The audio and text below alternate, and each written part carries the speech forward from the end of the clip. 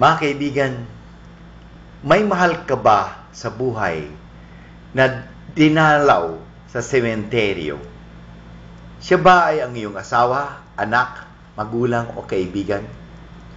Napapansin mo rin ba na mas malimit dumalaw ang babae sa sementeryo kaysa lalaki?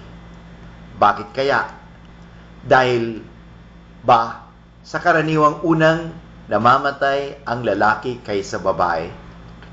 Alam mo ba kung bakit nauuna raw mamatay ang lalaki kaysa babae? Dahil daw sa konsumisyon sa babae.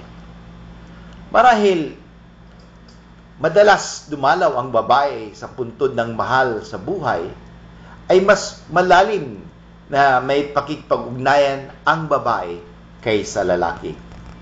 Kasi ang buhay ng babae ay laging may sentro. Maaring ito ay asawa, anak, magulang o kaibigan. Kung mawawala ang sentrong ito, ay nagugulo ang kanilang buhay. Kaya ito ang dahilan kung bakit ang babae ay mas madalas mong napapansin sa sementeryo kaysa lalaki.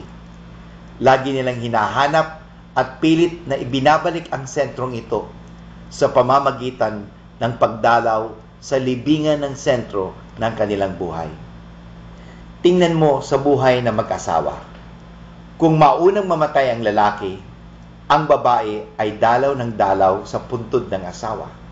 Samantalang, kung ang babae ang unang mamatay, may iba na kaagad na dinadalaw ang lalaki.